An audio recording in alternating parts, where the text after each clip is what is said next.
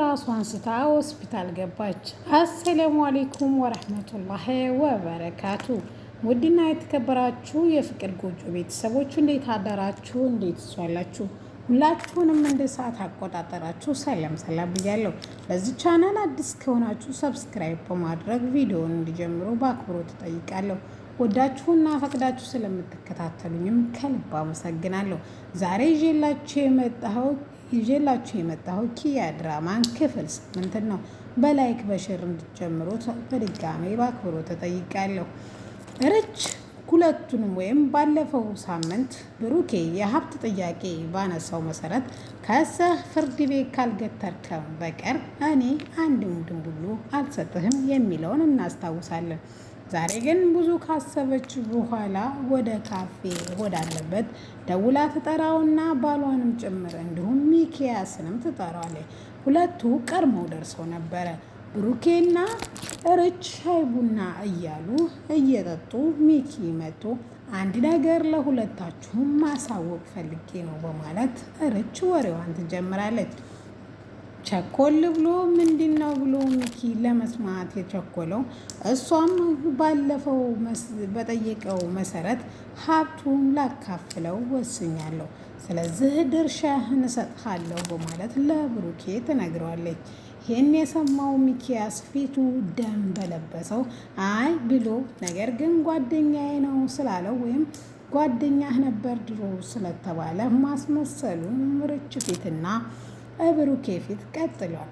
እነሱም ደስ ያለው አስመስሎ እሺ ጥሩ ነው እንኳንም ወሰንሽ በማለት በሀሳቧና እንደወደደውና እንደተስማማበት አስመስሎ ጸጥ ይላል።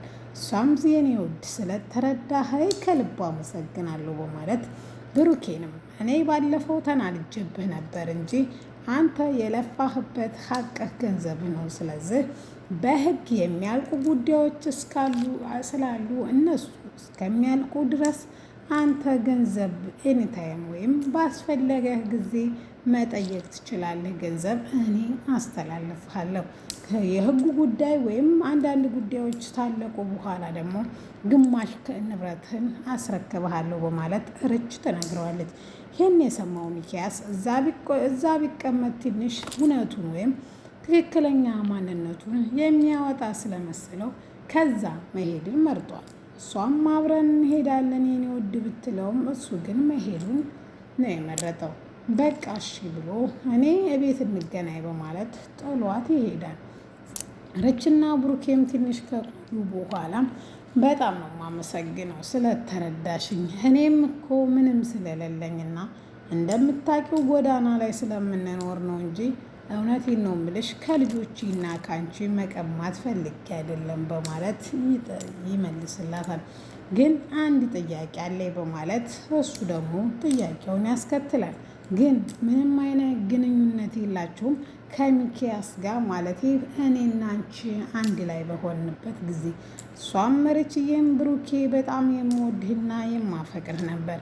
አንተን ስላጣው ተጎሳቁሌ ቤት ውስጥ ተቀምጬ እሱ ነበረ ከጎኔ ነበረው እንጂ በአንተ ላይ ሌላ ወንድ አስቤም አላቅም በማለት ቃሏን ትሰጧለች።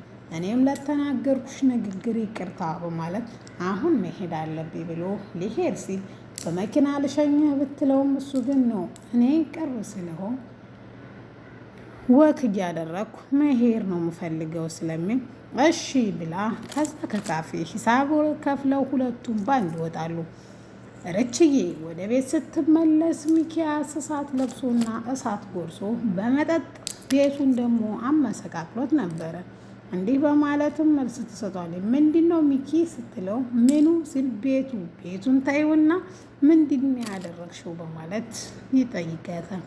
እኔ ምንም አላደረግኩ ምንድን አደረግኩ ስለው እንዴት ሳታማክሪ ለብሩክ ሀብቱን ለማካፈል ትወስኛለች ሲለውም እንዴ ሁለታችሁንም በአንድ የነገርኳችሁ ለዚህ አይደል እንዴ ስትለው እኔ ከሱ እኩል መስማት አለብኝ ሲለው ምን ችግር አለው ብላ መልስ ብስል እኔ እኮ ባለቤትሽ ነኝ እንዴት ብትንቂ ነው በማለት መልስ ይሰጣታል።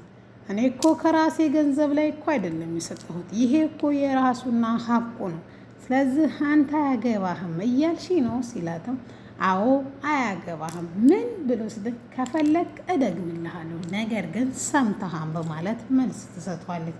በጣም ተናዶ እና ተበሳይቶ ስለነበረ ጥላው ወደ ፎቅ ትወጣለች። እያናገርኩሽ ነው ቢላትም እኔ ግን ከአንተ ጋር ማውራት ስለማልፈልግ ትቼ ይሄዳለሁ በማለት ጥላው ትወጣለች። ብሩኬ ይሄን የመሰለ ምስራች ደግሞ ለጋሼና ለሚጢጢ ለመናገር ወደ ቦታው ሲሄድ ካፌ ዛሬ እስቲ የጋበዝኳችሁ አንድ የምስራች ንገራችሁ በማለት እሺ ብለው ከሚሰሩበት ቦታ ወደ ካፌ ሄደው ሻይ ቡና እያሉ ሚጡና እሱ ወይም ጋሼ ሆኖ እየጠጡ እያለ እርችዬ ሀብቱን ልታካፍለው እንደሆነ ይነግራቸዋል። እነሱም በጣም ደስ ብሏቸው በጣም ጥሩ ሴት ናትና መልካም ሴት ናት ሰላም በልልኝ ስትለውም እነሱም ሰላም እንዳለች እሷም ሰላም እንዳለቻቸው ይነግራቸዋል። በዚህ እያለ እየተጫወቱ ወይም እየሳቁ እያለ ብሩኬ ሀብትህን አሁን ስትሰጥህ ምንድን ነው የምትገዛልኝ በማለት ሚጡ ትጠይቀዋለች። ሚጡም እንደዛ ብላ ስትጠይቀውም እሱም ምን ልግዛልሽ ምን ላርግልሽ ብሎ ሲጠይቃት መኪና ትላለች። እሱም ጋሽም መብላቷን ሳታቅ እጇን ታጠበች የሚሉት የአንቺ ቢጤ ነው በማለት ተረቱን ከተረቱባት በኋላ አይ መኪናማን አልገዛልሽም ሌላ ነው የምገዛልሽ እና የነዳጁን ነው የመብራቱን ነው ብላ ብዙ ካማራጠች በኋላ አይ እንደሱ አይደለም እኔ የምገዛልሽ የልብስ መኪና ነው በማለት ይነግራታል። ሚጡም በጣም ብትናደድም ነገር ግን ሌላ ምንም አማራጭ ስለነበራት ይሄንንም ሀሳቤን ሳልቀይር ሲለው እስከ 3 ሲቆጠር ነገር ግን ምንም አማራጭ ስለሌላት ተስማምታ የመኪናው ብቻ የኤሌክትሪኩ እንዲሆን የልብሱም እሺ ብላ ተስማምታለች።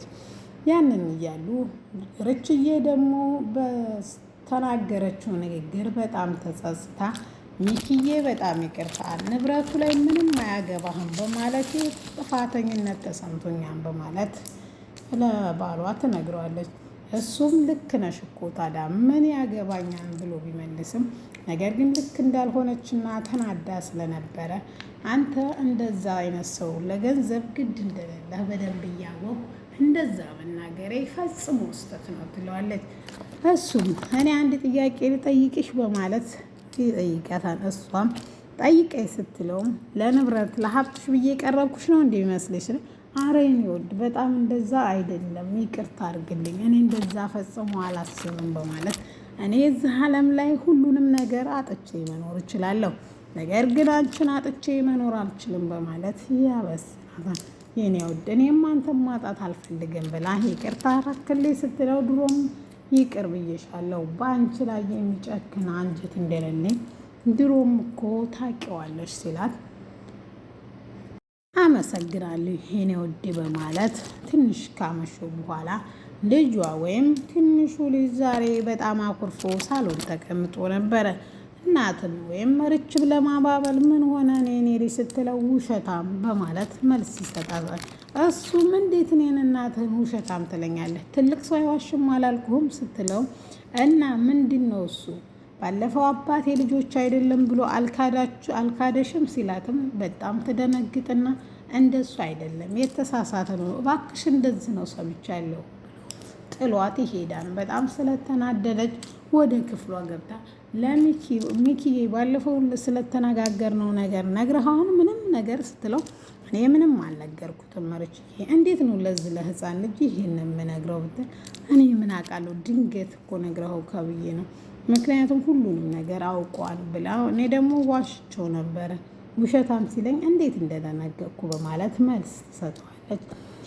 የልጇ ጉዳይ እያሳሰባት ርች ሳሎን ቁጭ ብላ እየተብሰለሰለች እያለ አንድ ልጅ ደግሞ የእነንትና ቤት ወይም የነጋሼ መስሪያ ቤት እየተቃጠለ እንደሆነ ወደ ካፌ ወዳሉበት እነ ብሩኬ ወዳሉበት ካፌ መጥቶ አንድ ልጅ ቤታቸው እየተቃጠለ እንደሆነ ይነግራቸዋል። በጭንቀት እያበዱና እየተነገጡ እየተሯሯጡ እያለ ድንገት ራሷን ስታ ሚጡ ትወርቃለች። ሚጡ ራሷን ስታ ስትወርቅ ጋሼ በጣም ደንግጠው ወደ ሆስፒታል ያስገቧታል። ሆስፒታል የተከፈለው ብር እንደማይበቃና አሁን ደግሞ ጭማሪ አምጡ ሲባሉ ለርች ደውሎ ብሩኬ ሚጡ ሆስፒታል ስለገባች እባክሽ የገንዘብ እርዳታ ያስፈልገኛል በማለት መልስ ይሰጣታል። እሷም ችግር የለውም ብላ ታስፈራራለች። እሺ ብላ ትስማማለች። ሚኪ ግን በየት አድርጌ እንዴት ልበቀለው በማለት ይሄ ሁሉ ሴራ የሚኪ እንዲሆን ማንም አያውቅም። ምክንያቱም ቤታቸውን ያቃጠለው ሚኪ ነው።